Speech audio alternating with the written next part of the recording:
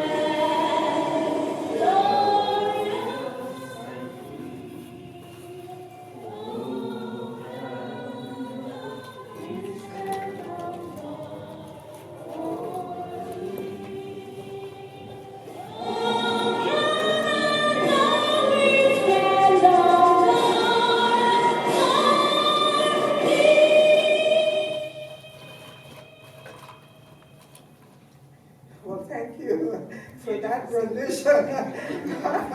You may be seated. That was a Wonderful. So for those of you who don't know me, I will quickly introduce myself. And I would welcome you to the third and final Multiculturalism and Anti-Racism Forum, sponsored by the government of Alberta and our organization, Living Life House of God Ministry, Edmonton. My name is Dr. Ingrid Bell, and I was born in South America, but my entire life I've lived here in Canada for more than, 50 years. Don't guess how young I am. I'm still 45 and counting. And I've worked in several organizations here in Alberta.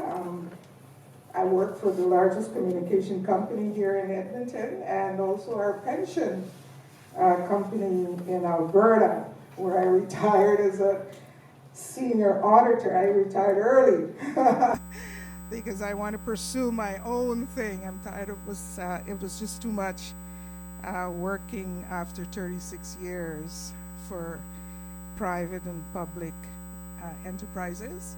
I am now a professor for religious studies, and I obtained my master's and doctorate in ministry. So what I'm doing now is a lot of public service. In these event multiculturalism, these are wonderful things for us to get to know our community, and not to just for trying to push gospel, which is part of my mandate, but is to get to know our community well. And from the last two forums, I was so impressed and so blown over by some of the things that I've heard that are happening in some of the community by their leaders, the things that they have talked about. I thought for all these years I've lived in Edmonton, I didn't realize there were so many things happening in Edmonton. So this is quite informative, and it's a really, really good exercise or a good dialogue for us to know our community better. So without further ado, I would like to welcome our guest in the front. We have the leader of the Filipino community. If you can just come in front. I'm not going to introduce you because you will be introducing yourself as we go along. And then we have from the Pakistani community, and then we have from the Jewish community, we have from the African diaspora. If you can come, these are your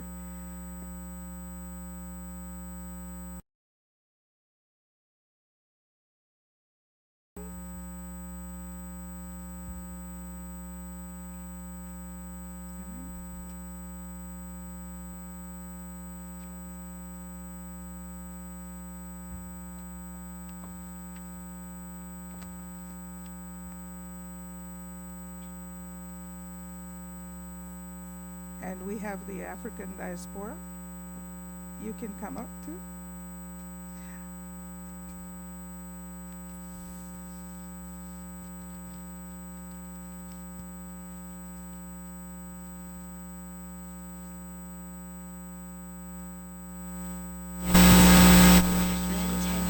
So if you can stand, and can you please welcome our members from our communities in Alberta? And before we get into our discussion today, I would like to introduce you to our moderator, Dr. Renee Tisubula. Dr. Renee Tisubula. So you can come forward.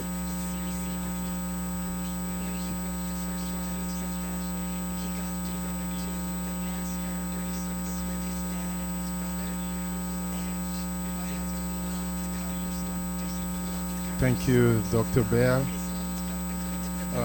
I welcome you all, and I'm so glad to see this third round and the final, and we believe that that will not be the last, because we are behind the government, so we can have another opportunity to do more.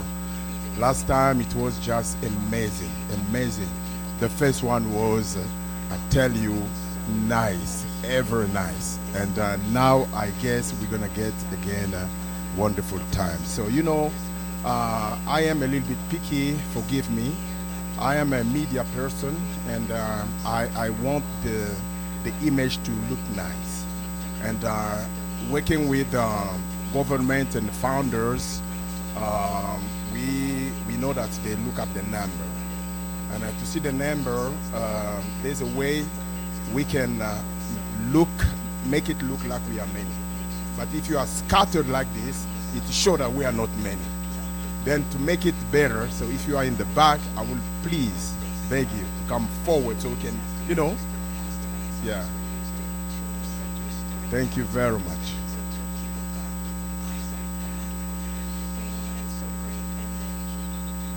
Yeah.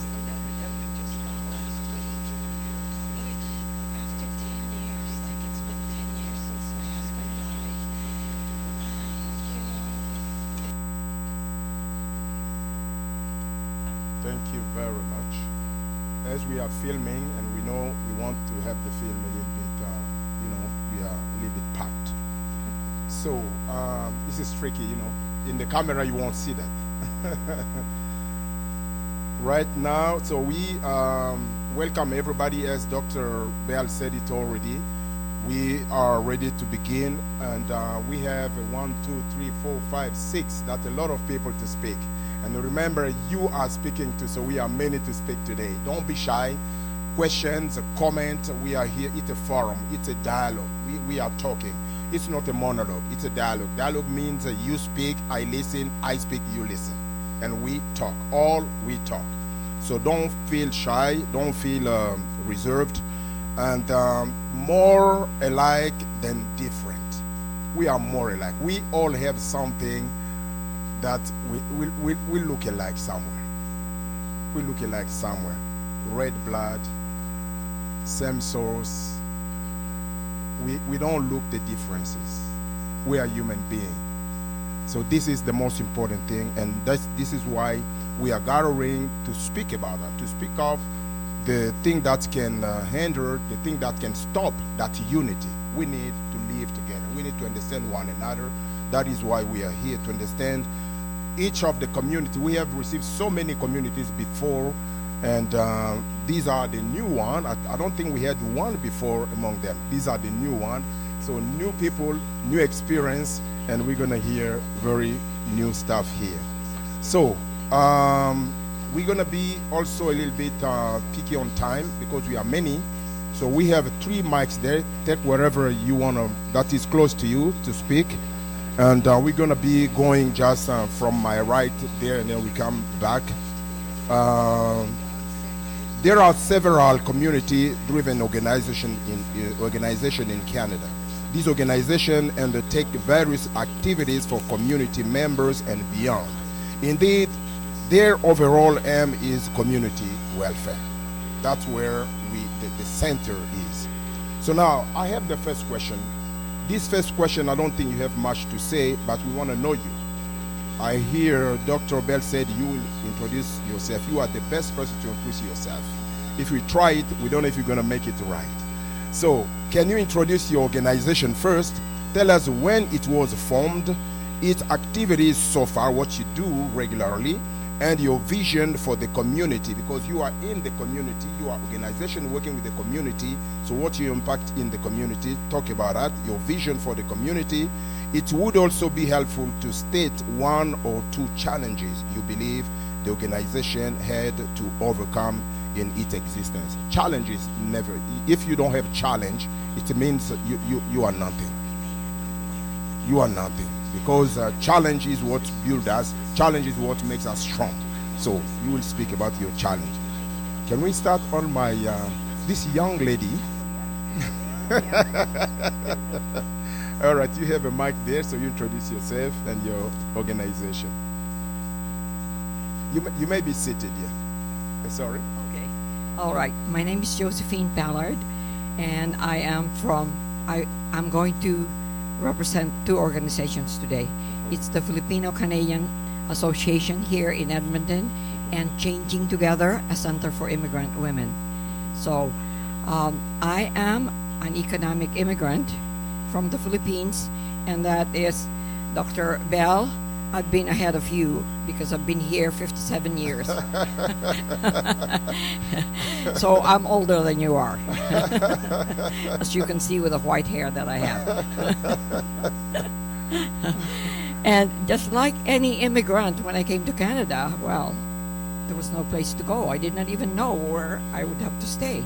But luckily at the time, Lister Hall, the University of Alberta, was open for international students. And so that's where I stayed. At the same time, being a teacher back home, I really wanted to be a teacher myself here in Alberta. Unfortunately, they will not let you until you are certificated from Alberta Education. So I said, oh my gosh, what am I going to do? All right, so the first thing they said is, well, you have to find a job because you will not be able to just continue on working or going to university without any money, because I only had $50 in my pocket when I left the airport. So what did I do? Being a resilient woman, I was a dishwasher at the Holiday Inn from 5 o'clock to 10 in the evening. That means to say I was able to enroll myself at the university, but there was nowhere to go to buy or to have any amount of money to help yourself. So going to the university from 10 o'clock to 3 in the afternoon, I would run from Lister Hall to Holiday Inn on 105 to be able to start dishwashing at 5 o'clock till 10. From 10 o'clock, I would go to Canada Post to be a mail sorter from 11 to 7 in the morning. And at 10 o'clock, I go to university to do my courses. Weekends, I was a kitchen aide at the university hospital, a kitchen aide. But that did not really stop me from being able to become who I am. I was able to get my doctorate program, my MEd, my BEd, and now still at the age of 81, still teaching ESL and helping our women. Yes. And now with our Filipino group, we started coming to Canada in 1967. And again, everyone was at that time an economic immigrant because there was no temporary foreign worker certificate or whatever you call it. What's the term for it? The job offer that they would give. So everyone was here, but we did not become who we are because we already had two very big barriers: certification and, of course, language barrier. And no matter how good you are in English at that time, if you were not having the accent of our mainstream Canadians, it was very difficult to land into a job. So then you have to go and do whatever test, the TOEFL test, which was testing of English as a foreign language that was from the United States before IELTS came in. Yeah. So we have to go through that fortunately, there are so many people that managed to really move forward, and so now you can see that we are the third, okay, highest number of immigrants here in Canada. So we have our Southeast Asian, our Chinese group, and then we have our South Asian, and now the Filipinos. So a third now in that. So they cannot anymore go back to your country of origin. We are 85,000 here in Edmonton. Oh, wow. Wherever you go, you'll see a Filipino. Yeah.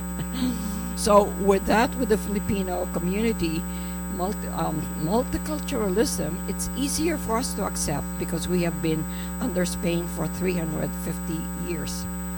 We had been colonized by them. And then the United States came, and it was 50 years under them, and they gave us our independence. But by having that, at least many of us were sent to Europe to continue our education, Europe and States and everywhere. So multiculturalism is not really something new to the Filipino community. We are used to that. And being a beautiful country, we have a lot of tourists coming from all over the world. Okay, that's the way that we really have our economic growing in the Philippines. So it's really nice to know that we have been really easily accepted here in Canada. But one of the things, as I said, is the certification. We really have to take our certification, no matter how high your education is. So even to this very day, you can see that we have a lot of temporary foreign workers who are doctors, nurses, teachers, and so on. And some of them would say, okay, I'll stay the way I am now. And I said, look, if you remain to be at Tim Hortons, you'll only get $20 an hour. If you become a teacher or a nurse, you will get $65 an hour. So there's a difference. And that's an incentive. Because if we say $20 times 50 pesos in the Philippines, oh wow, that's big money. Why even bother to work hard when you can already send thousands of pesos to the Philippines? Okay? And that's exactly one reason why most of the Filipinos leave our country. We are brain drained, okay, of our country, the professionals. But then we become brain gain in countries that we go. Unfortunately, they do not use the brain that we have. That's again one of the barriers that we have. Yeah. Now, I can relate that to our Changing Together, a Center for Immigrant Women, which I, one of the founders, also said there is a need for women to be able to really come together in order to be able to really have the power or empower them, because most of our women that we have are coming from countries where they are second-class citizens from the country of origin. And I said, now that you are in Canada, you really have to show that you're as equal as your husband. Okay? And so then we try to make them believe that they can become teachers and nurses and so on. So with Changing Together, the work that we do is two standards. One, women that have never really been in a school, because again, in their country of origin, the women were not allowed to go to school. So it's only in Canada that they were able to hold a pencil and to be able to write their letters, their alphabets. And the other group are the highly professionals, but cannot be certified because of lack of, fluency in the language. So that's what we do. We try to help both in order to be able, because they will never be able to find a job, even if you say that they are going to be cleaning ladies or whatever. They still have to go through an interview where they have to have their listening, speaking, reading, and writing in order to be able to get the job. So there you go again, a woman that has never gone to school, how will she or he be able to really talk about how to clean an apartment or how to clean the rooms in a hotel? So that's one. But for the professionals, it's easier for them to transition from being temporary foreign workers to professionals at that time. So that's the vision that we have. But anti-racism is the barrier. Whatever we say, there's always, okay? There's always that barrier. And I myself have been, I'll be on the ETS bus, someone will say, hey, you chink, back to your country. And I say, don't call me chink, because chink is Chinese. It's a derogatory word for Chinese. I said, I'm not a chink, I'm a flip. Okay. And flip is a Filipino. That's a derogatory word for Filipino. So I'd say, I'm not. And then someone would say, you are taking our jobs. And I said, I am a school teacher. What's your job? Okay? And that's on the bus or even on the LRT. They just say that to you, just outright. Go back to your country. You know, you're taking my job or whatever. But we should not just be kowtowing and bowing our heads. I don't think I can be silent. I can be silent to my husband who's sitting down there when he talks. But when it comes to social issues, we have to stand up. That's right. And that's exactly why our women, the Filipino women, are a lot braver to be resilient. But our people are changing together. They still have to really learn to be able to empower themselves in order to say, I am not a chink. I am maybe a Lebanese or something. Thank you very, very much. But those are the things that we have to encounter. Now, what else? Again, as I said, professionals becoming professionals right here. That is the hard, that's one of the great barriers that we really have, because we do not have the money to go to the university. And there is another one, you have to pass IELTS. And IELTS is a very difficult test. I said, if I will give this to a mainstream Canadian, he will not make it. Because it's based on the British education. And so you can really see people coming from countries that have not had any connection with the United Kingdom. It would be a lot easier to understand the culture than what we used to have with TOEFL, which is United States. So that's another, again, barrier to be able to work it out. One thing that we really try to help is how can we go to the government for women that really want to move on? How can they have loan for their studies? Yeah, that's one of the questions.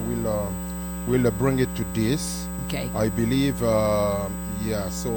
Thank you. Okay. I don't know if well, I have quite a few here, but I'm not going to take the whole hour. Thank you very much. As you are representing two, then we understand. Thank you. You are two in one. Let's put our hands together. All right. Thank you very much, Josephine. We're going to go to our second guest. That's hard to follow. It's fascinating. My name is Toby. Is this okay? My name is Toby Rabinovitz, and I am the president of Jewish Family Services in Edmonton. And thank you very much for the invite. The timing is phenomenal. I think everyone will understand that statement. As I tried to prepare what to say,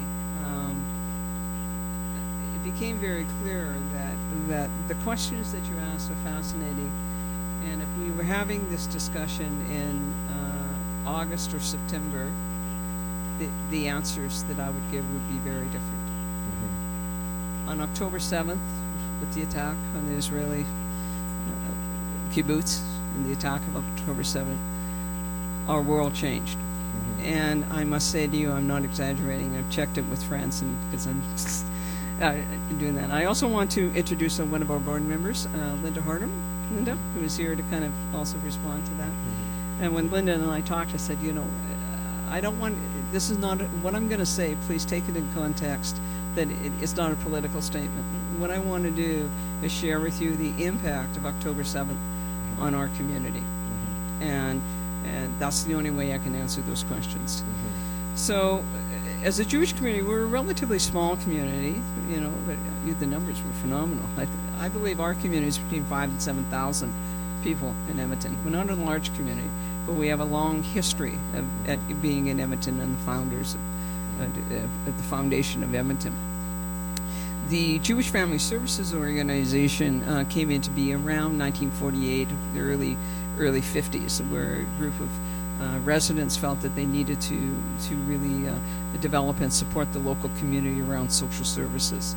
So the programs in which we run, we really are we do everything from community outreach. We provide individual counseling. We have a bereavement and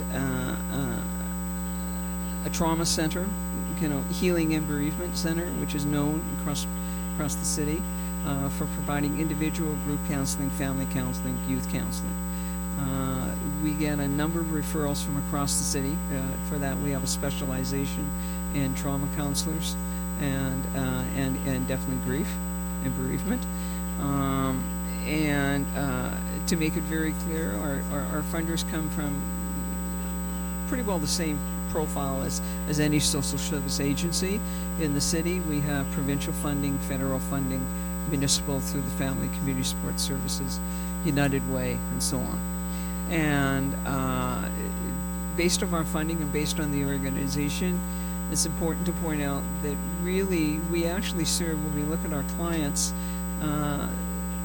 it's kind of 2/3 sometimes. It's a little less now, I think about, 2/3 non-Jewish.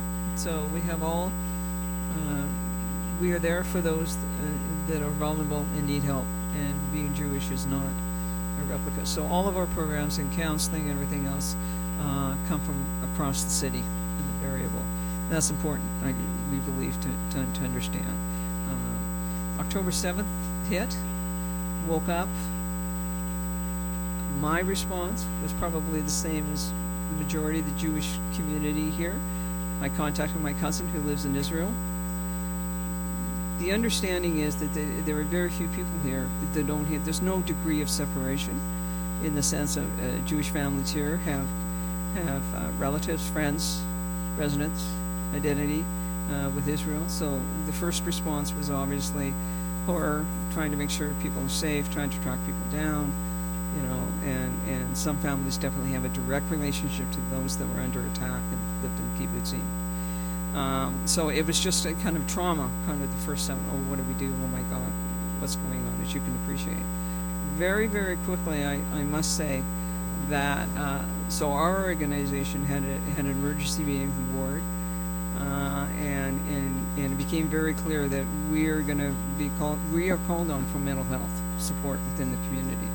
So it became very clear we're going to have to be there for the community. We didn't know what it meant, but the board sat and said, we'll do whatever we need to do, because we knew this was really traumatic. As the weeks went on, first couple of weeks, the community was such that the police stood up, were there immediately. I must say, and I'll say this every chance I get, the police have been amazing in their relationship with us. They were immediately on the phone saying, what can we do?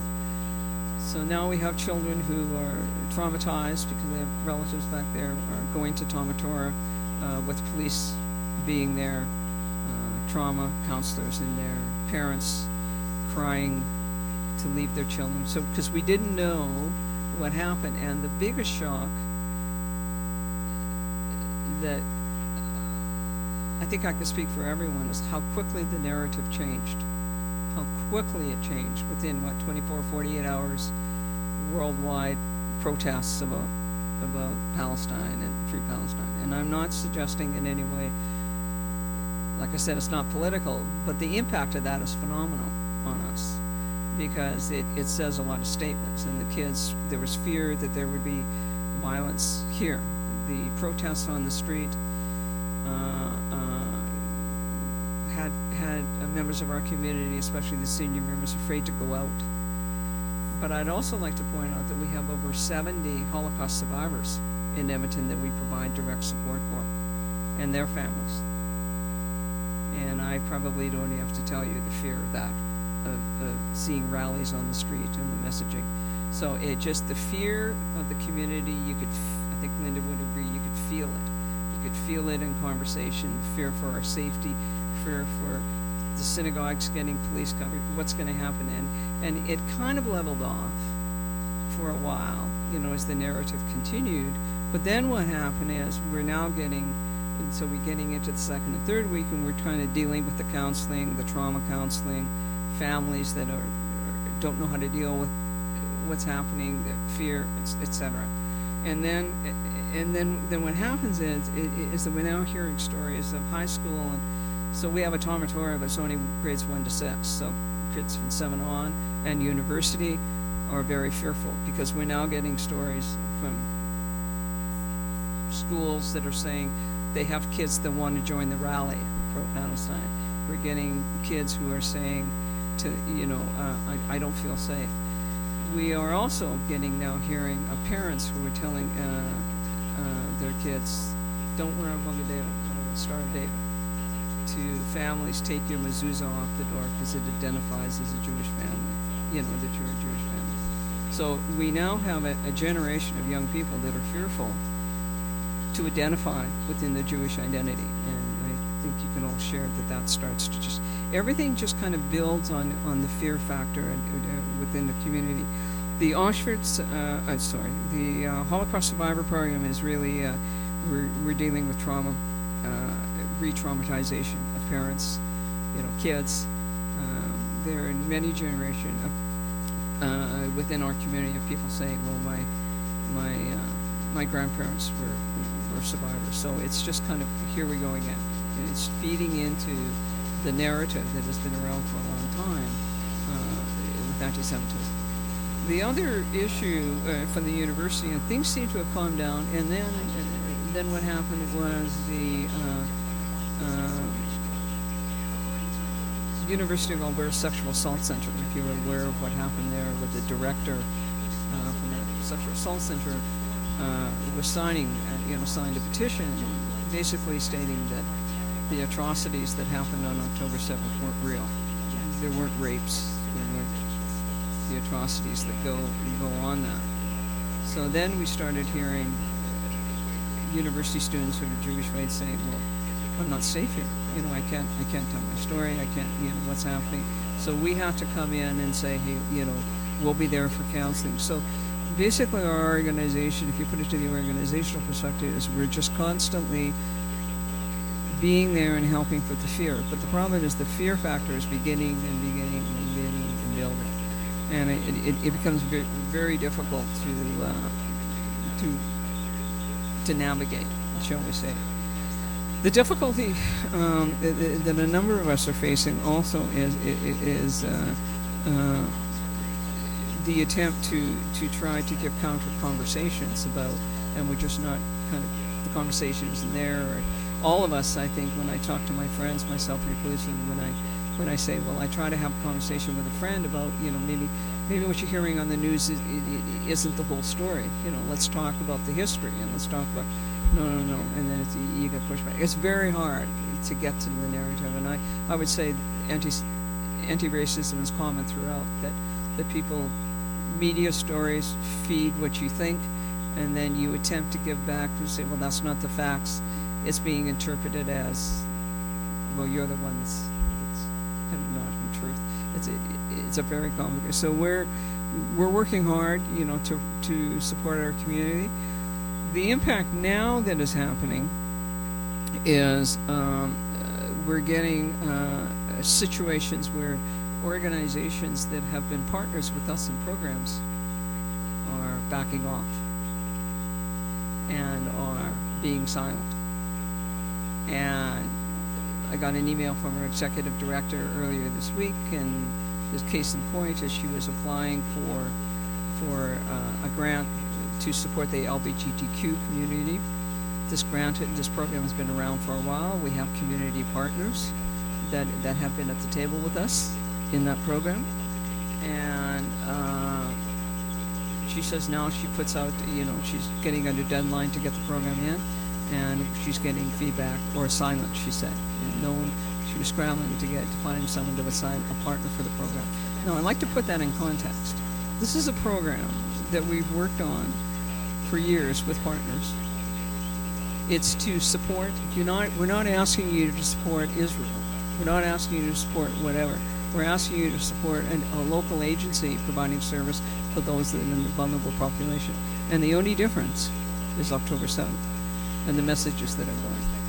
So, as someone, my nephew, in conversation, made a point to me the other day, as there seems to be, it's very complicated and very difficult for us to navigate, because there is an appreciation, as there should be, that in this conflict there is a separation of Hamas and Pakistan, just as an example, Hamas and the Palestinians, that as it should be, that this is about a terrorist group versus that, but somehow there's no separation of us as Jews in Edmonton separate from what Israel does, because as soon as, and the feedback we're getting is, if we come up, and I'm making an assumption, so please, I would like to be proven wrong, but the interpretation of not having these partners is we're afraid to publicly state that we support you, because then it's automatically interpreted in a public domain. And I've had some people say, well, we're not a political agency. Well, actually, Jewish Family Services is not a political agency anyway, either, But so where we are now in the history of this is that we're trying to continue to navigate. We're trying to continue to support the community and to support the non-Jewish community who continue to go with our programs. It is a very complicated time for us. It's a very fearful time for us. And there is a sense of we're getting more isolated. And the forums for us to share, and I appreciate your comment about dialogue.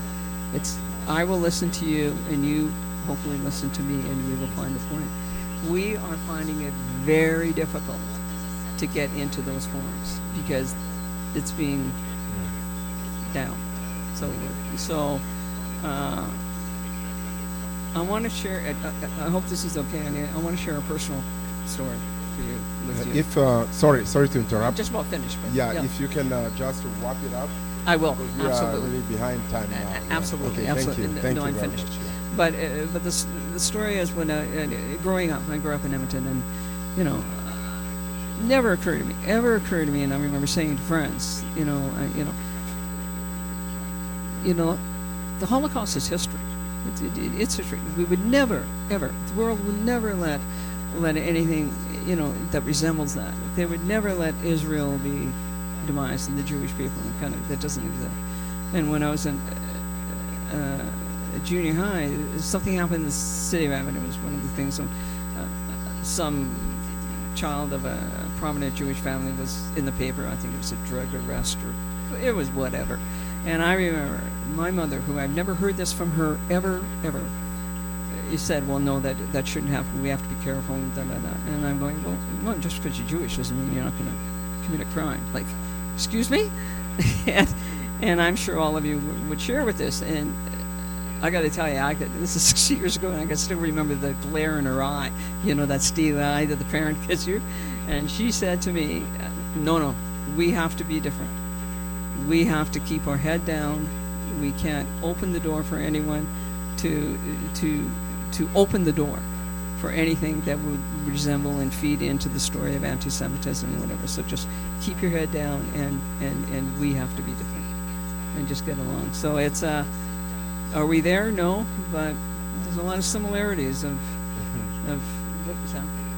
Yeah. Sorry. No problem. Thank you very much. A round of applause. So before you speak, sorry, I'm gonna say something very important about the time, just to give you a picture of what we are doing here. So this part that we are doing, it's a letter A, it's the first one. It is about the introductory of all of you. But the main point will start in the second question. We have 1, 2, 3, 5 points that we need to discuss all along until 9 p.m. And it is now almost 12 to 8. So which means we have an hour and 12 minutes, including lunch and wherever we have to eat there. So please now, we give this time because ladies first, like you guys now, you have 2 minutes each.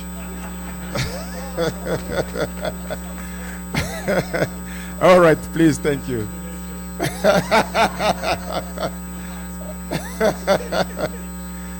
All right, thank you. Okay, go ahead. I can use the other one. Thank you very much. I got your point. Thank you. So we try to be quick. At least I try to be quick. So my name is Salman Nasir. I'm representing Pakistan Canada Association of Edmonton. I'm the president, running the organization for past almost 7 years. The organization is almost, I say, not almost, it's over 50 years, 51, it's 1973, it's been formed, so it's around 51 years old. That's officially registered in the Alberta archives, but we are working it unofficially for past so many. So we have our own community center in the south side, not too far from here. Our organization goal is to be home away from home. So we try to provide the services to our community members, try to direct them, provide to them like a settlement services, whatever we can within our own means, and guide them where to go, how to approach. Our goal is there are no need to reinvent the wheel. There are a lot of organizations out there, like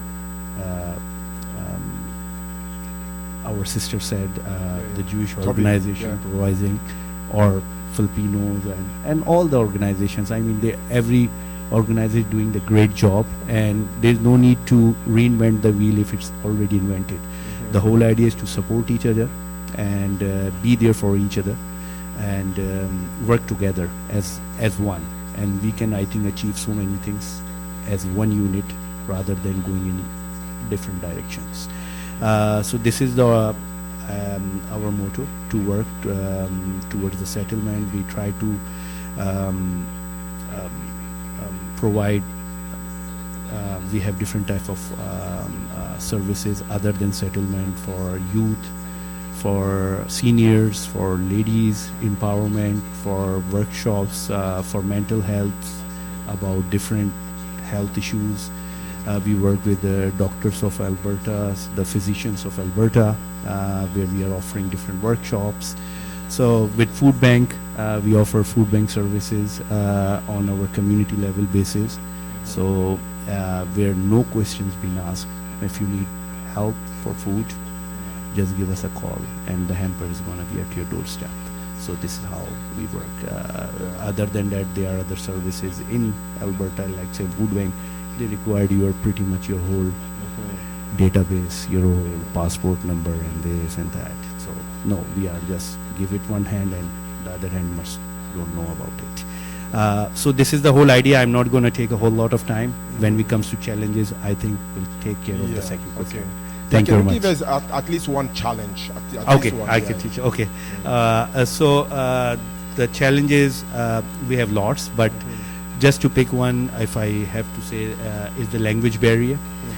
So as soon as the immigrant landed, I think there are lack of information out there. They are lost. They don't know where to go.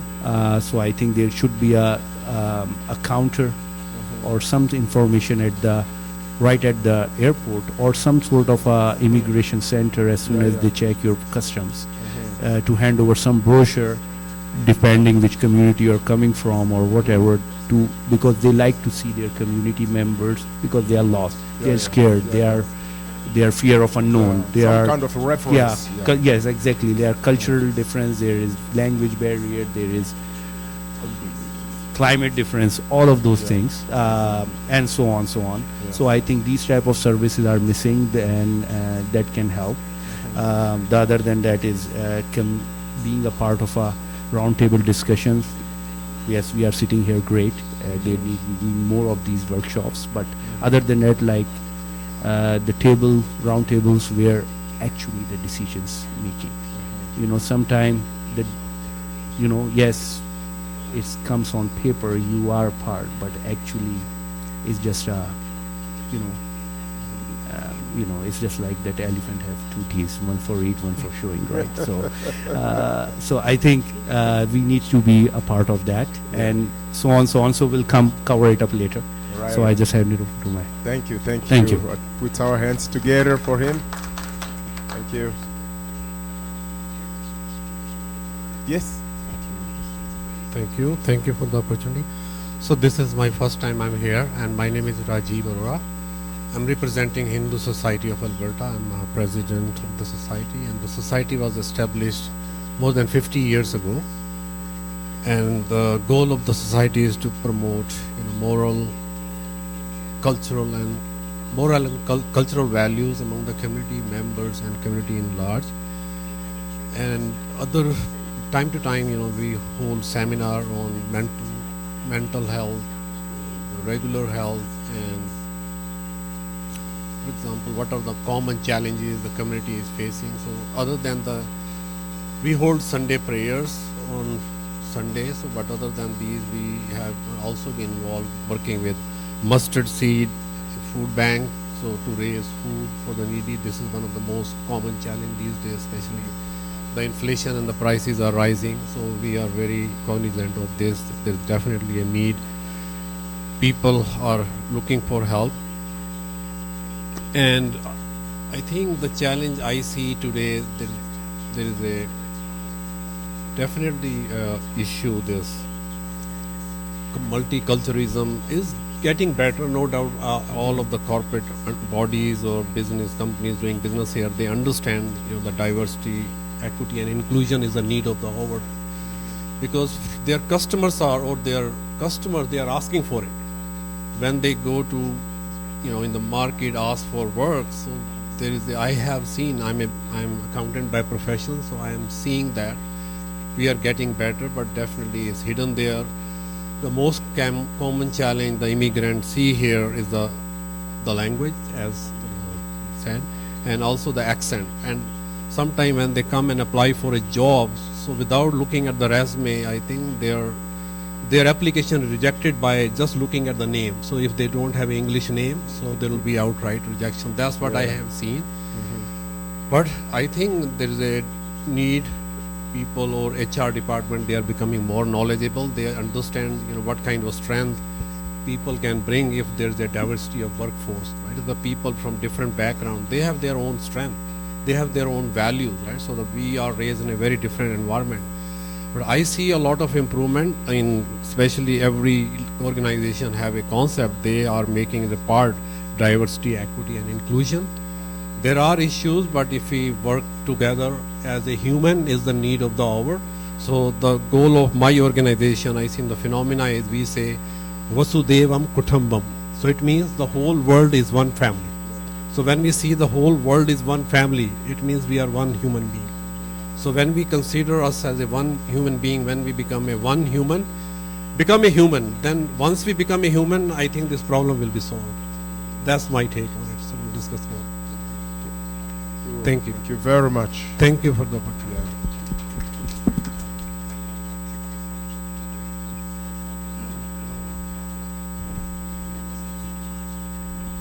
Yeah, hello. My name is Nee Conning. I'm a native of Ghana, West Africa, and I've been here in Edmonton about, I believe, 12 years. Our organization is called Nile Valley Foundation Learning Center, an organization dedicated to the Africa and the Africa diaspora history. We realize that quite often the community engagement is an effort to identify the area that is so much needed for your particular community. And I feel that the Black community greatest need is about history, because it's not taught in our workplaces, it is not taught in our churches, and it is not taught in our schools. And therefore, that which is not given to you, we have a responsibility to give it to ourselves. And therefore, I have personally dedicated myself to making sure that our story is heard and shared by all Canadians, which is in essence one of the responsibilities of Canada's 150th celebration is about creating the environment where we can share our stories, where I can hear your story and you can hear mine, where we find a common link that we are all human. So the Nile Valley Foundation has been the first organization in Alberta that was founded by the Edmonton Heritage Council to research on early black settlement in Alberta. We've moved on from that to establish the first Africa diaspora history in all of Alberta, which is situated at the Edmonton Archives. Just recently, we've moved to work with the archive to begin to archive our activities here for the next generation. We've also created a particular magazine called the Nile Valley Magazine, which is dedicated to Africa diaspora history. So we are using history as a springboard to all that we hope to achieve and to become part of the Canadian diverse communities.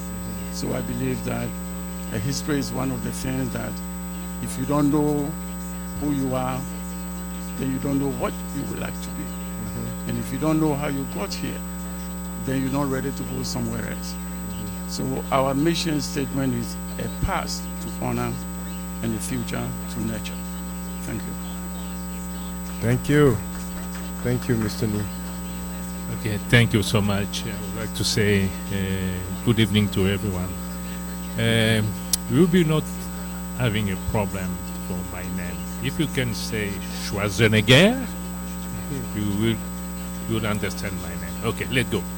Chimilenda Kalenga Mwamba. Are you ready? If you can say Schwarzenegger, you can say, yes, I'm Chimilenda Kalenga Mwamba from the Congolese community, French speaking, and we are a big community after the Francophone of Alberta.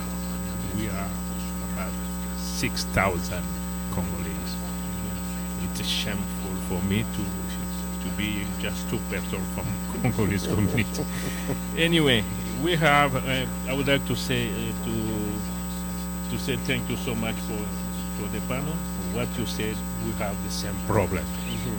The same problem. Same problem. I would like just to say we have been for 24 years the Congolese community. Big problem. Management. Leadership.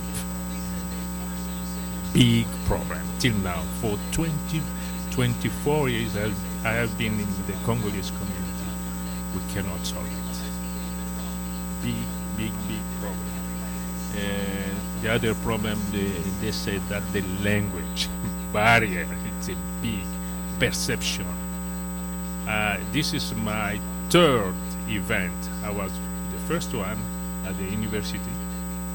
The media convey injustice, racism to young black people. The second one, I just finished right now. Do you understand the cultural aspect of another fellow? How do you hire people in your company for their accent? He said that. Still this big problem. He was a brilliant professor from Winnipeg, a black one from Senegal. He said it's a huge problem. Just accent. They will destroy you. They will put you away. I think I will I'm not taking your time. Okay. I think I'm less. Yeah? You should give me one more. But no problem. I'm finished. All right. Thank you so much. Thank you very much. So as you did well, Mr. Chimilenda, you'll be the one to start the next question. Thank you. So just to put you again in the room, we have done already 1 hour and 2 minutes. So what we are doing now is kind of the extra time. So we'll do our best maybe to work with the 2 questions, and then we're going to go to the 3 questions to finish up. Because, success is when you begin something and you finish it. We don't want to stop and say, oh, we didn't answer that question, it was left behind. No. So we would like to really dig deep and then summarize what you can say. Please, I beg you, 2 minutes, speak, and then give the mic to another person. So just to tell you the points we have. The next point, we're going to talk about economic issues. We have economic issues. We do have also another, the second one is access to elected officials and public services. How do we access them? There's a problem there. Number 3 is elected officials and the representation. How are we well represented? Is that well done, or, we're going to talk about that. Number 4 is what we learn, the educational system. What is our look to the educational system? And the last one, number 5, is how we worship. We have religion, we have places of worship. We have heard most of us, we come from background where we need to pray, we need to live our religion. So we're going to talk about that to end. Thank you. I believe your stomach is quite in position, good standard now. Just to remind you, we have only 5 minutes left. Hopefully, we will share this time. So now, the second question, quickly, it is about access to elected officials and public services. In a functioning democracy, the relationship between elected officials and their communities is important, very important. Equally important are the conditions of access to and availability of public services. It's not only to access them, but to have the services that we need for our organization. Now, we have 2 questions. Each of them you will answer for 15 seconds, I believe. So question number 1. In your experience, would you say your organization has any working relationship with any elected public officials? This is a yes and no. That's why I said 15 seconds. So, if so, specify if municipal or provincial or federal level. How would you rate the relationship between your organization and any elected public official? This might be specific, and if you don't have any, then it's okay. But I believe we do. Number 2 is government at all levels seek to make information on public services widely available for everybody. Would you say information about these services is readily available to the immigrant or to the visible minority? What can community leaders do to inform visible minority about these services? And I understand we are not all minority visible, so if you don't feel like answering it, it's not a problem. Now we're going to start with my friend Joseph. Provincial representatives from the provincial government, whatever. So I think there is, there can always areas of improvement in some. I think there's some concerns about municipal, but overall, I'd say we definitely have people that we can talk to and within the government. Yeah, absolutely. Mm-hmm. Yeah, Tony.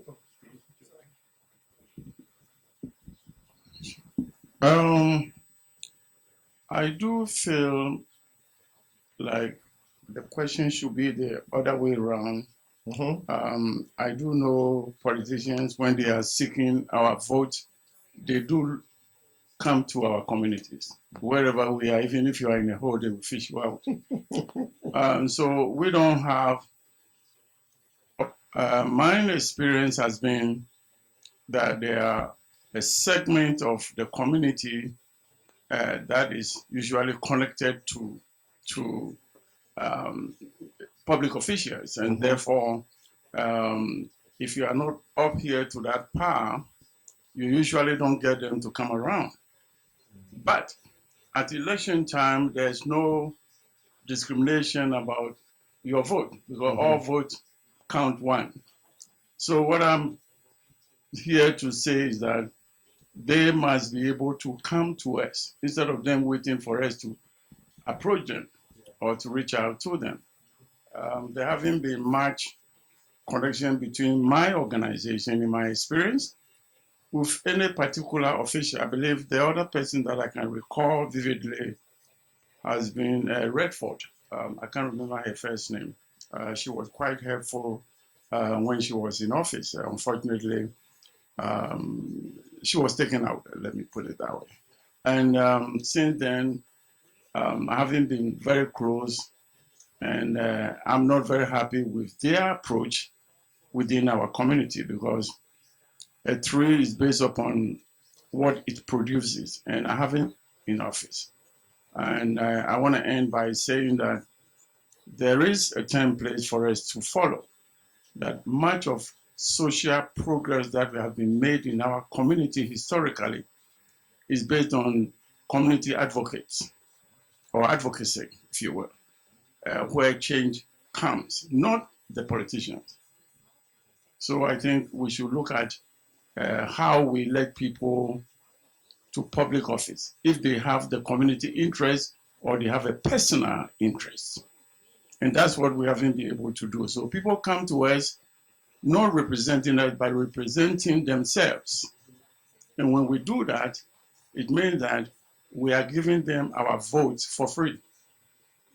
And there's a lot of that here in this city and in my community.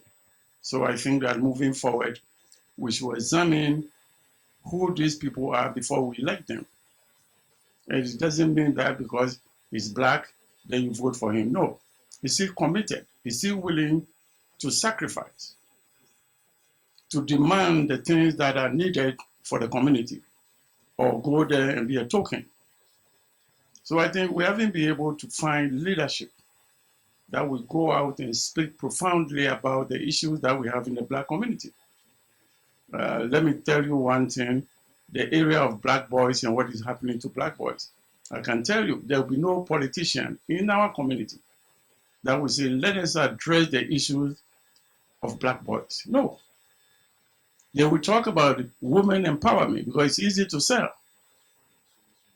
So if you are here to do the easy thing, then why are you here? That's my question. Thank you. All right, thank you. Okay, thank you so much. I will be very brief as you request. Yes, we do have a relationship with the elected public official, but there is a two sides of effect. The first one is good to have a relationship with them, we can work together. But here is the experience we had with a politician. We went for women, violence against women in Congo. Congo has a big problem with another country, and women are raped every 1 hour. Can you imagine? We found some politician to advocate for this problem. And now the federal government is supporting the other country. And this cut off our relationship with the politician. Can you imagine? We went over there, okay, we will do that. Tomorrow the federal government, okay, I'm supporting the other country who are doing conflict in Congo. There is a good aspect and there is a bad aspect too. We have to be careful, as brother said that we have to be very, very be careful with those politicians. They turn up quickly for their interest. For the second question, yes, the information is there. I think the government, federal, it can be municipal or the Alberta government, there is information, but let's be practical. When we are facing a problem to find a job for in our community, do you think people will go look for the information? Women are looking to feed their children. Women are looking to survive. And For them to go look the information, it's difficult. We have to be humble to work with them to pass the information back. I'm telling you the truth, it's very difficult, very, very difficult to pass the government information from immigration. There is a lot of information. It's a complex. You have to be very, very, very acute to pass the information. It's a difficult, very difficult people to understand because they are looking to survive. You know, I'm telling the truth. Black people in Canada, we are surviving. Yeah, it's difficult for a woman to understand that. This is a big problem we find. Yeah, thank you, Mr. Chimilenda. I believe it's all depends on especially the background and the story of each community, the way they are rooted here in Alberta, especially in Edmonton, because I believe as most of African countries, it's a new immigration. It's a new immigration. You have heard they have been here since 1960, 67. Yeah, 67, you see. It's an old immigration. And most of African, especially Congolese, it's a new one. So, and their community has been there 50 something years. You have been there 24 years. So you see, all depends on the way you are established. And as I know, I'm from African background, same country with him. I know that the problem with Africa is that not only there are so many problems in Africa, and when we come here, we have tendency of carrying our problems here. And when we want to have a relationship with an official or political official, we bring what we have. And I'm sorry to say that, but I'm going to say it because the iPhone you have, the computer you have, all these materials come from Congo, and they are killing people to have that. So another message that one phone that you have, it means there's a blood of somebody. There's a woman raped for you to get the phone you have. But nobody speaks about it. Nobody says it. And then I understand what Mr. Chimienda says. So what are we going to bring to the politician? Our problems. And who are those who are causing the problem? It's them, because they decide from all these companies to go. If you go there, you won't believe it, but you go in Congo, you find Canadian companies, American companies, French, Belgian.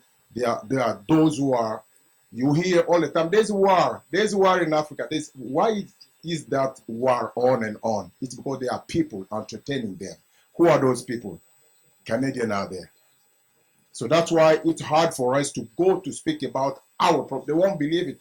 We can speak, we have gone to the parliament, all these things, but the connection is so hard. And it depends on each community and how is your background. We have a heavy background and then they cannot hear. Nowadays, I'll do something, I'll ask you if you know it. If I do like this, have you ever seen that? Different. Yeah, it's there. So many people don't know it. What does it mean? African Congolese are saying that you are killing us, you are not speaking. We are dying, you are not speaking. So we are dying, but you are not speaking. So everybody speaks twice. This is what is happening. And Canada, nobody knows. But it's there. People are, I tell you, 12 million people have died already, but nobody speaks about it. It's because of gold. It's a gold of coltan, the material to have computer comes from there. They need it for free. No 50-50. War so that we can take. So they use a country beside, which is a neighboring country that they support, especially American. They support him so that they can, yeah. That's another story. It's not time for that, but just to support what he has been saying. And you see the approach is different. The approach is different from the background. Thank you very much, Mr. Chimilende. So we're going to go to the third question quickly, because if you have a question too, we're going to give you some time for that. Now, the third question is kind of repetition of the second one. And I'm just going to read it and you'll see if it's really, it's important to answer that. Do you know of any successful elected members of your community into political offices in your own community? Are there sufficient opportunities for minorities to participate in the political process in Canada at any level? Okay, so it's no. Mr. Me, is that yes or no?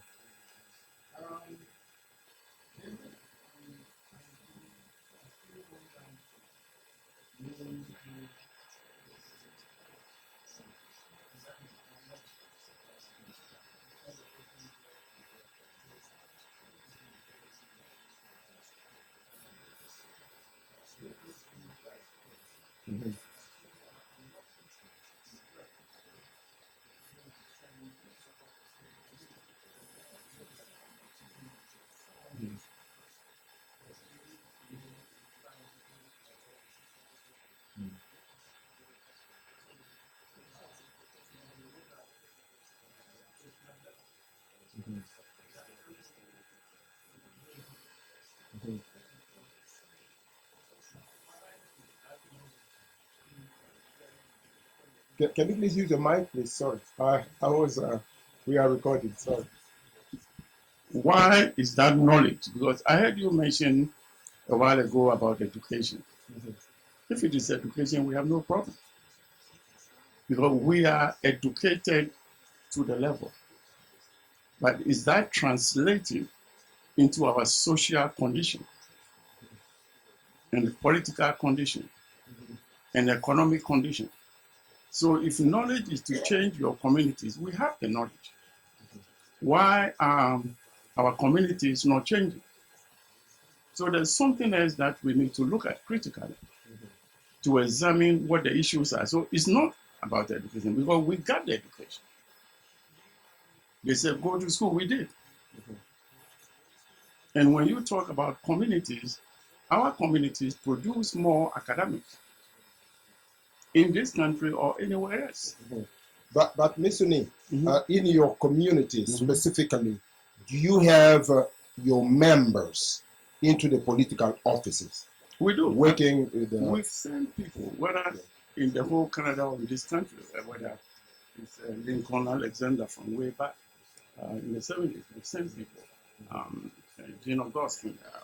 You can go on, and here we send Casey Button, we send David Shepard. I can go on and on. The point is, I said the tree is known by what it produces. So it's not just in a tree. So if changes have been made to better our social conditions as a people, then we can reference that go here. Because when you go there, you're going to do something good for us. You understand? I don't see that. And I cannot attest to that. Do you understand what I'm saying? So when I look at, the changes that was brought by advocates, there are so many examples I can give you. I can say what Dr. Martin Luther King did. He wasn't in public office. He was a preacher. So when you weigh that against the people we sent to parliament, they reach there and you don't hear from them anymore until the election. So that's all I'm saying. Thank you, Mr. Nee. All right. Toby, who said yes? You do, huh? Oh, okay. Yeah. Yeah, actually, I appreciate your comments very well. Just because they're in attendance doesn't necessarily mean, they're there, but who knows? Very well, very thoughtful, interesting. We have, we do have, I think, at all levels, in some degree, and I don't know if it's proportional, but clearly we have people within today about community that are in the political world. Well, thank you. Josephine? Yeah, and same thing with our Filipino community, because the Canadian embassy in the Philippines is very strong, and that's in Manila, and that's why we have a lot of information before we even come to Canada. And you have to remember, it depends how you come to Canada. Are you an immigrant? Are you coming in as an immigrant? And as immigrant, again, are two things. Economic immigrant, that means you will never ask help from the government because you will right away have a job. Okay? Or are you going to be a family reunification? Okay? Or are you going to be an international student that will become a permanent resident later on? Or are you going to be a refugee who will start to work from the very bottom to these different levels? So those are the things that really impede, how fast you could go. And as we said, we are 57 years old here in Canada. So yeah, we have present. We have two beautiful, beautiful ladies who are part of the our MPs, Filipinos. And in the past, we have MLAs and two mayors from Toronto, and again another MP. So yeah, Wonderful. yeah. Thank you very much. Yeah.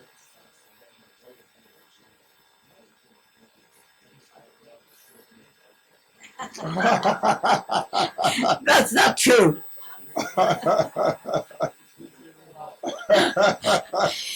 He came kneeling in front of me when I was at the university, when he was introduced by a mutual friend. So now I think he's one of, you have one more official there. Thank you very much for the input. All right, so quickly we go to the next question, which is before the last, I believe. We can make it. I think we can make it. So, what we learn? This is the fourth question. The educational system. Education in Canada is a provincial or territorial mandate. That means educational issues in Alberta are determined by the government of Alberta. You might have heard about the ongoing changes in curriculum in Alberta. There is evidence that the public education curriculum does not adequately reflect all minorities. It is selective in how it relates to certain minority groups when it should be inclusive of all groups. Young people stigmatized in the way experience situations of rejection and exclusion and must overcome obstacles and take up specific challenges to succeed in school. These reflections of inequalities and the forms of school segregation can have harmful consequences on the course of pupils. For example, dropping out of school, that can happen. So the questions, we have two questions. Part A of the question, sorry, one question. All right. Okay, one question. My boss said one question. So, does your organization have any views on the public and the charter schools in Alberta? Does your organization have any views on the public and the charter schools in Alberta? What's your point of view? Yeah, Mike, please. Sorry, again, yes, because we have Filipino language accredited by Alberta Education from grade 4 to grade 12. Wow. Yeah. But you have to work hard in order to be able to get that. Wow. Yeah. Yeah. There it is. Yes, and so we can even help you if you're a teacher, certified teacher, we can sit down with you to work on your curriculum. Okay. Okay? Wonderful. Because we have Mandarin, Punjab, Filipino, and Spanish, part of the European. Mm-hmm. We are among the 10. Okay. Yeah. Wow. Accredited. Wonderful. Yes, Toby. I'm impressed. Wow. So we have, and historically for a long time, we have a Hebrew school called it references Talmud. It has a daycare in their kindergarten, and then grades 1 to 6. I don't know what the number is, but our school is, it's been around for a long time, so it's not defined as a charter, but we are part of the Edmonton Public School Board. So the staff there are appointed as part of the public system. From that point of view, I don't think we really have a view on that as they were part of the system, and then from grade 7 on, then they're part of the general public. They'll go to their neighborhood or whatever, junior high and high school. So, and as I said before, there's concern. I don't know if we're asking about curriculum, but just to let you know, there is a major, always has been a major concern from the curriculum point of view in the sense of Holocaust education, and we will be out there. And something was triggered for me that they may be looking at an even more expanded kind of, given the situation that we're at, that there's even more kind of expanded. Do you know what I'm referring to? They are looking at that, aren't they? In the sense of expanding and making it part of the system, I think. And anyway, there's a real conversation about making sure that it's part of history, so it is being taught. Because one of the things that we've been talking about, the fact that and it was said here about battling racism or whatever, is education isn't there, so they're not learning the history, so it's very hard. And we definitely are experiencing that now. That it's just they just don't know the history, and it's part of the Jewish history as part of world history, as you could say for the African and all the cultures. Anyway, answer. Yeah. Thank you. All right. Mr. Nee.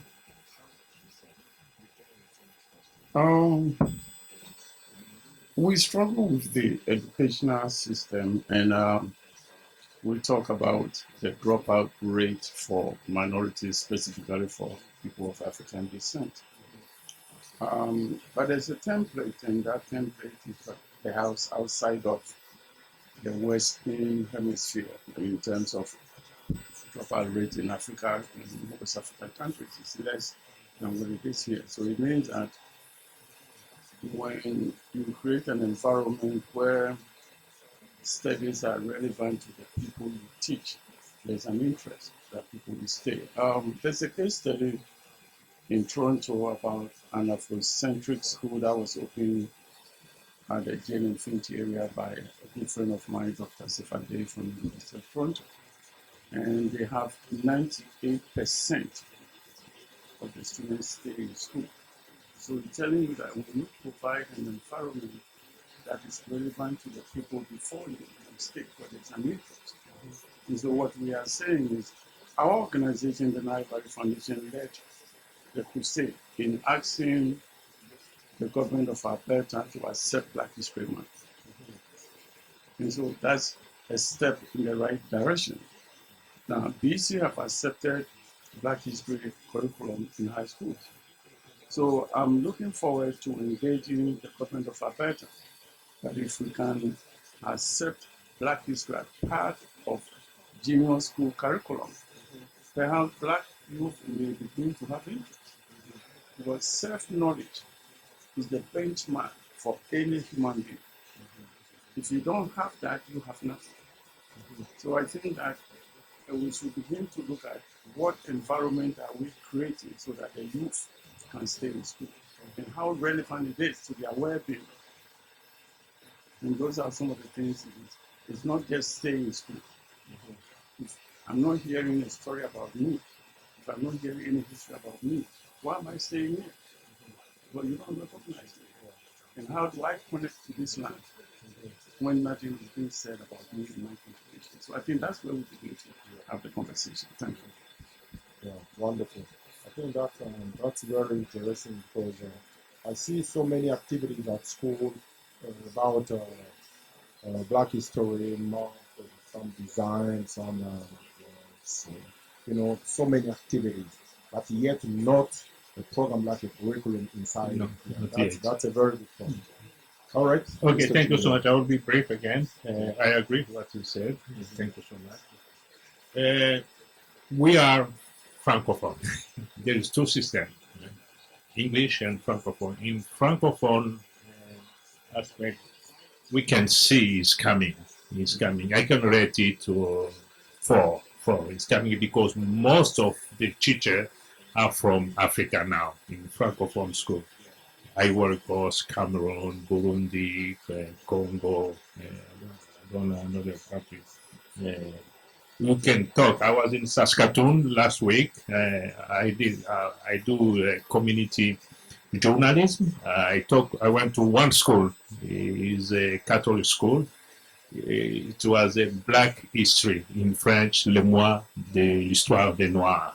It was the black people were doing it, cooking, the uniform, everything. It's coming. It's coming. Not the curriculum, but it's coming slowly. Slowly. I can rate it at 4. Okay, thank you. So this last question, yeah, Mike. Oh, okay. All right. I think one important thing too are the parents. If you do not believe the importance of education, you will never be able to motivate your children. And Filipinos, even if we are illiterate, we believe that education of our generation, new generation, is very important for our culture and heritage, and of course, the transformation from rags to riches. And that's from the parents. Wow. Yeah. Wonderful. Thank you. Would you please, there's a mic there. Maybe just hold it.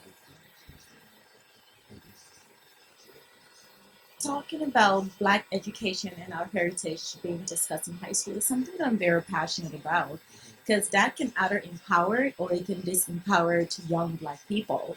Because if I recall my time in high school and being taught about slavery, it was something that was shocking to me, because where I come from, we talk about the kings and queens of the Ashanti kingdom, and now I'm being told that I was dragged here by my neck. And I remember my head went down in class. I went from confidence to zero confidence at all. And that took me university to build that confidence back. From that moment on, I felt like my classmate was like, "Whoa, this is who you are." So when we talk about teaching Black curriculum, we have to be very sensitive about that. Yeah. That what we're teaching would not disempowered and give our young people a different sense of self-identity. I like to say when we talk about slavery, that Black people were not slaves. Because when we say they were slaves, that's a title. But when we say that they were enslaved, then the question remains by whom? Then you hold whoever accountable for those atrocities. So you're not giving a person an identity. Just to add. Wow. Thank you very much. Good point there. Yeah, I had to add because you can use this. I had to add because her experience is different from mine. I'm a Caribbean person, and we learned about our history and how we got to the Caribbean. And in every single Caribbean country, we have Black presidents, Black doctors, Black professionals. We are not, and we learn about how we gain independence. We learn about how we dealt with slavery. In my capital city, Georgetown, Guyana, there's a monument called the 1763 monument of a former slave named Coffee. It stands at a point of the city that if you drive around the city, it's hard for you to miss it. We're reminded of that, and in my opinion, there is, for us, we don't look at it when we hear about slavery, we know the truth. When we come here, we learn that the narrative is different. But if you talk to many of us who understand where we came from, there's one thing that we will tell you: they bleed as easy as we do. And that's the mentality that we have towards it. We don't look at it as something, and as I said before, it's, when I came here, and let me give you a cultural shock. When I came here, I saw garbage men. And for the first time, it dawned on me that anybody could be a garbage man, right? I saw two white guys at the back of a garbage truck, and I was like, I thought all these white guys have money, right? And then it hit me that it doesn't matter where you go, there are different classes of people within every category. I went as far as university in my country, and what they taught us, right? Given the right forum, we will teach them the truth. So when we talk about slavery, we do not talk about slavery from a perspective that it takes away from who we are. We talk about slavery from a perspective that we overcame that. And every single country has a ghetto. I'm not going to fool you. Every single country has a prison. Yes. But our perspective of slavery is quite different. Now, I'm going to say this to my African friends here tonight. When we came to Canada the very first time, and people realized the part of the world that we came from, we were referred to first by our own black people as a people without a culture. It shocked me, and it came from an African person. It shocked me so much. And then I started to explore the difference, because within our black culture there are differences. And then I started to explore that. And then what I found out, I went to university in the Caribbean, and I heard it again as well too, that we are considered the people, children of those who were enslaved. We are considered the black people without a culture. As I started to explore this, the world has changed. YouTube, Instagram, I started to look at the foods that we eat, and I could identify with them. Many of us don't know. For me, I'm very fortunate. My grandparent, my great grandmother journaled, so we could trace our roots directly back to Africa. On my mother's side of our family, we have not done the DNA test in the genealogy, but when it comes to those who were enslaved, if you walk into any Caribbean university, any Caribbean school, we're not, so when we come here and we hear certain things, we go from 0 to 100. We deal with it differently. We challenge it. Yeah. And I have learned that when you speak at certain forums, they would ask you, show me where it's written. Now, we have Caribbean professors, people with PhDs in Caribbean history, people with PhDs in African history that teach us our universities. So we know the truth. We also know the other complex side of people from South America, from the US, from the Caribbean, Africa, of African descent, and sometimes how we viewed by our own African brothers and sisters. Yeah. Over the years, I've been working and I've been looking. I meet African people and we sit and we talk. And what I found out is that very strategically over the years, there has been a division among us to keep us apart. But when we sit and we talk, when we sit and we look at each other, right? When I look at some African people, I could see my cousins, I could see my uncles, I could see my brothers, I could see my sisters, I could see my friends, right? We did not lose a culture. So when people talk about slavery, if you're not from that lineage, right, and you say that you were free all the time. One person I met, and I can't remember which country it was, but he said to me his country in Africa was the only country that was not colonized by the Europeans, right? And when he said that to me, he said, Andrew, you got to understand. He said, we fought it. But colonization was also a form of indentureship. You got to understand it.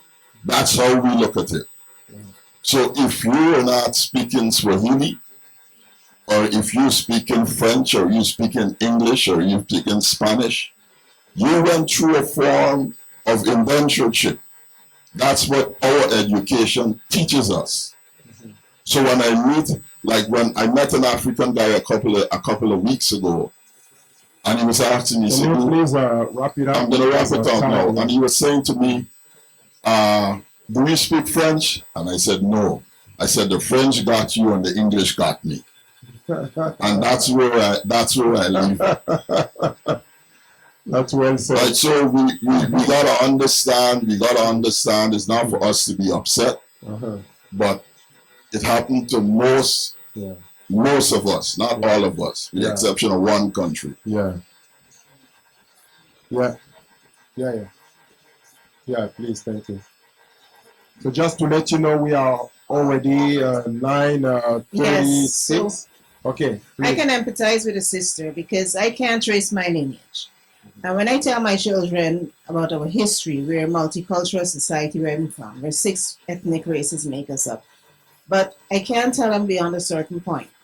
It's like a block, and I mean the block is real, right? There's a wall there, I think they call it. You can't go past a certain point because your ancestors were enslaved, they were brought from wherever they came from. I'm not even sure where I'm from. So there's no link back to your ancestor. You're just like starting from a blank wall. So I can quite understand, how she's feeling or what happened to her, because you can't trace your lineage. It's something that you try to be proud of. Like, for example, our Jewish sister here, she has a long lineage that she can probably trace back, right? All the way past to the genocide part, and even beyond that. But we can't. So there's a disenfranchisement that is happening there. That makes sense. And the other thing is also, in some countries in Africa, that mind is still there because the slavery is still there in another form. They are there to dig diamonds, gold, and everything, and then they may put you in that condition. They put harsh president that they can dictate, and then it's happening. And then our children, they see that on TV all the time because we are connected to the country, and then we see that, and then it's kind of. So we are at the end. I'm going to give time for Dr. Bell to say something. But the last question is, if there's one person among you to answer that, it's going to be just Toby, because it's about worship.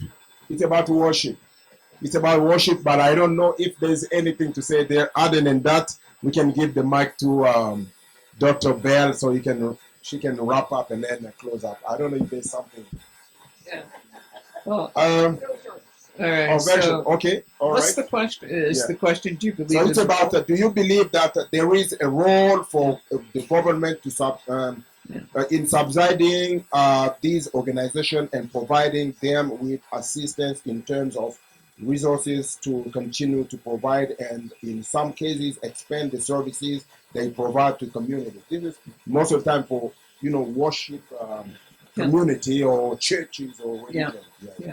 Yes, I think that, some of our primary funders are all levels of government, as I said before, because I think it's part of the Canadian social network. It's part of what Canada is built on in the sense of supporting. So as we should be supported. Areas of worship are difficult. I mean, I don't know if that's an answer to this, but we definitely, from us, the experience historically has been safety.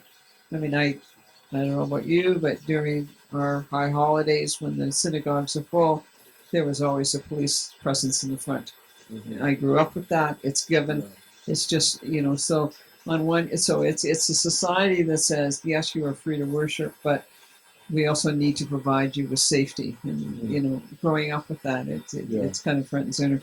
I don't know anything else. I think where government's role, and I think it's consistent, is in funding, as we get funding for counseling, mental health, and that it is very important, as the Islamic Family Services should get counseling. So the counseling is not, I think, to the agencies for the religious aspect, other than safety, of course, but I think the funding is so that each of us, can provide counseling that gives that context. It's important for us to provide counseling, and more importantly, as of October 7th, that we are having people coming back saying, I just need to talk to someone who understands my fear, because I tried to go to, we've had people say, we've tried to go to another counselor and they're wonderful, but they don't understand the context in which my fear is. It's real, kind of thing. Yeah. And as all agencies, so I think from a funding perspective, it's providing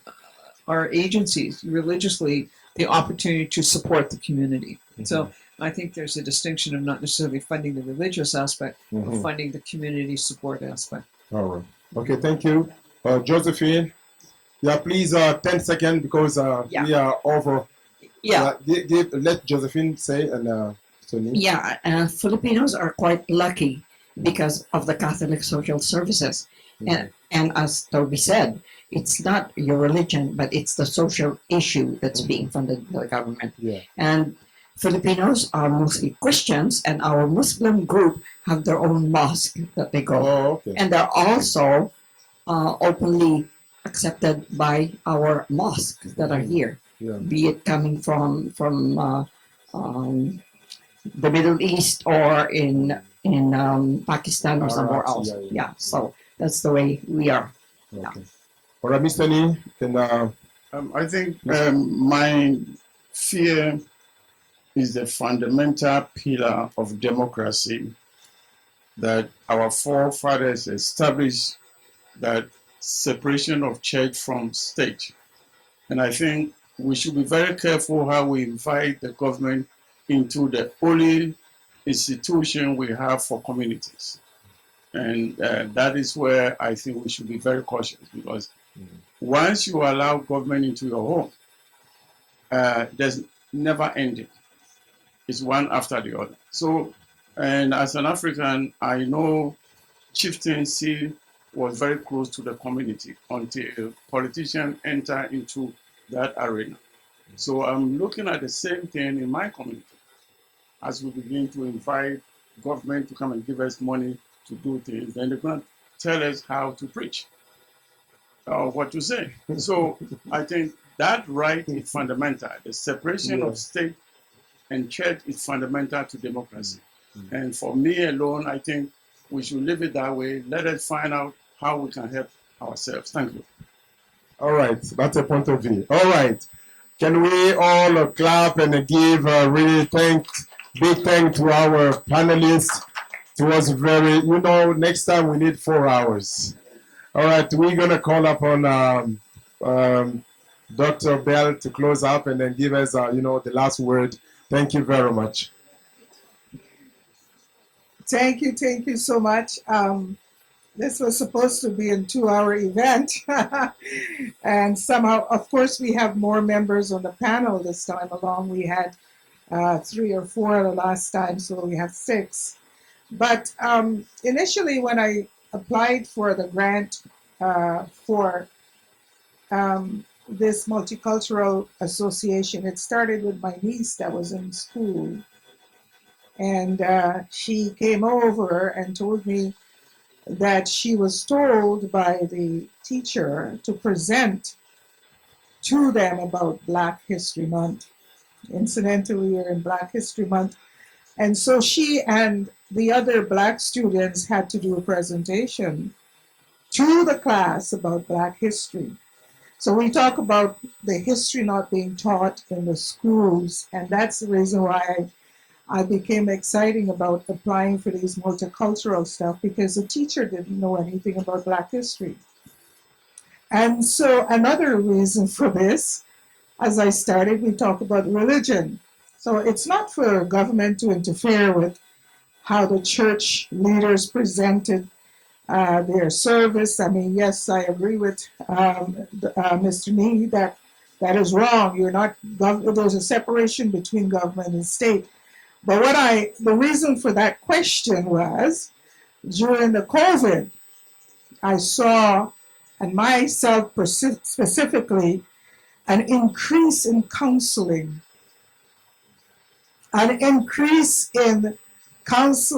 how many people were suffering during the COVID. And it bothered me that the government, when I talked to officials from the government, they said things like, well, I don't know that we do any such thing.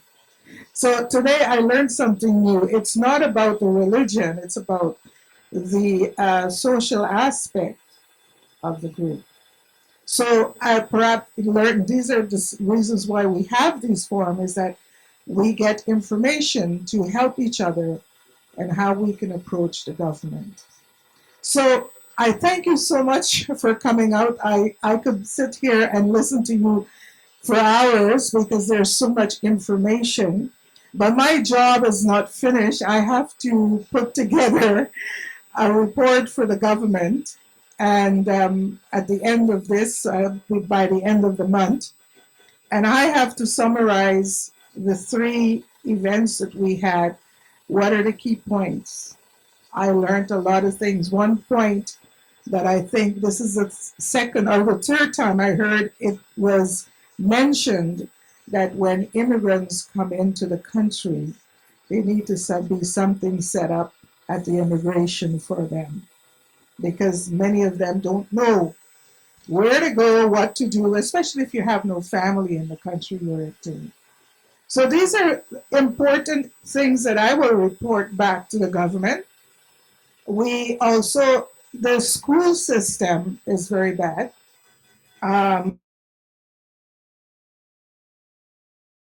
Being addressed properly. One of the pastors in my church that was talking about his culture. I grew up in a culture where there are 6 different races of people, and we are multicultural or intermarried and interracial people. And I understand we have representatives from different areas in Guyana. I understand all of that. But I was never raised to feel inferior to anyone. I was not raised to feel that I was enslaved, because we didn't see it. What we had was healthy competition among different ethnic groups. So if you're smart and you're not quick, then the opportunity. I have my niece there. She's just graduated as a doctor. I have another, one of my members of the church, a social worker. My pastor, he has a 2 master's degree. His wife is an accountant, and on and on. We were not raised to think that racism is a hindrance. We overcome that. And it's not going to stop me from progressing. We push on. And so today, as I listen to some of the things that are being said, I hope that, yes, I hope for solutions. Racism is here. It takes on different formats. But we need to raise our young people going forward to know that racism is not a hindrance, but it probably could be a strength, because you will push on and overcome that. Yes, education is important. I myself, when I came to this country, I had to start all over again from grade 1 all the way to grade 12. I was a young teenager. I took on that challenge to do that so that I can get to university and get those jobs that I need. And today, here I am, engaging you in multicultural and anti-racism group conversation today. This is wonderful. And I look forward to other dialogues in this particular area. I feel like we're not quite finished yet.